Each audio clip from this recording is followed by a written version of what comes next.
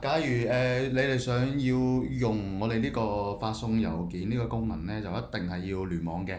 咁聯網嘅方法有兩種，一種係連接 WiFi，一種係插 SIM 卡嘅。咁而家演示下啦。咁而家呢個係一個我哋普通嘅操作界面啦。咁我哋撳中間呢個掣，咁返回主界面先。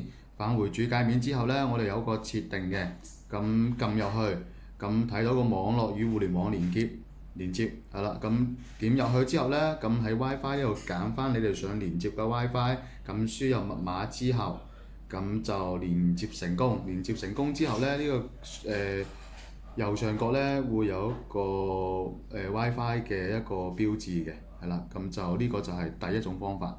咁第二種方法呢，就係插 SIM 卡嘅。咁插 SIM 卡之前呢，我哋要關咗部機先，係啦。咁就撳呢個紅色掣，長撳。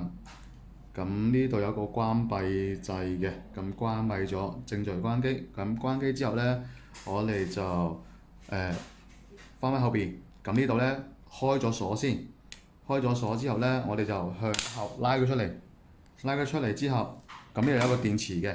電池嘅話，我哋再掹開佢，咁我哋就會見到有兩個卡槽，SIM 1同埋SIM 2嘅。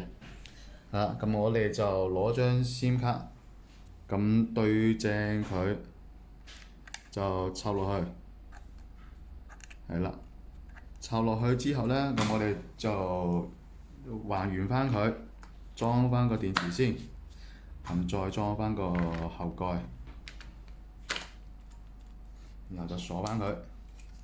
咁再照撳啦，開機。